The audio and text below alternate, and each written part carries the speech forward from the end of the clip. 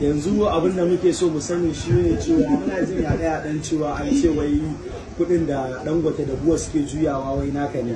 Wannan magana gaskiya ce. Min da kamfanonuwan da Dangote da Buwa. Amma ni dai yanzu kuɗi na mallaki awwaliyan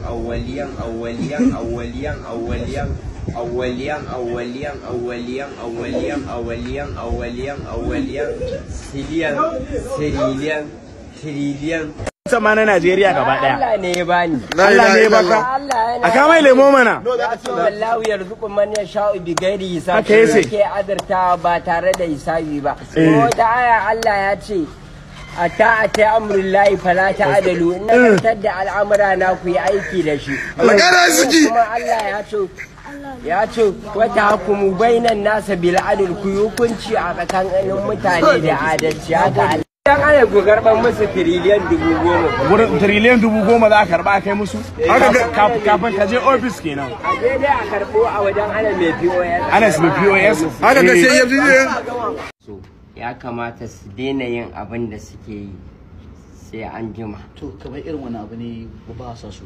Yanzu gashi nan yanzu daman tintini sun fara cewa wai ba sa so. Suwa kenan. Amma kai me ke damun ka? An ce wai kana da wata cutar. Wallahi ni yanzu ba abin da yake damuna dan ina sai da shadda, ina sai da lesi, ina sai da atamfa a kantin kwari. Kana da shago? Ina da shaguna. To amma kuma an ce akwai shagonka. Shagunan ka nawa? Akwai gidan kandara, akwai gidan dan abu, akwai gidan baba, akwai mudansir, akwai el samad, akwai gidan arama, akwai wannan gidan dan aggo. Akwai mi? Akwai el samad. Me alaƙa da su Dangote? Yi magana mana. Me alaƙa da su Dangote? To amma kuma an ce kana sana'ar harkar kayan wuta. Da me kake siyarwa? Ina sai da a ina shagon yake? a kasuwar kurmi yake. Dan ilema ina sana'a, ina da kamfanonuwa a nan sharaɗa, da rukunin kamfanonuwan sharaɗa gaba ɗaya an san min da su banda wa'anda suke a waje.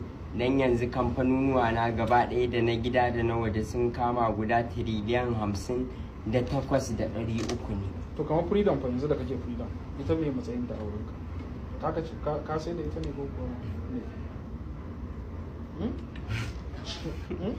Ko ta fi ƙarfin? Kuma rijiyoyin mai, ina da rijiyoyin mai kwaya tiriliyan 3. Rijiyoyin mai? Yan gida da waje ban refinery ina da guda biliyan 3,500.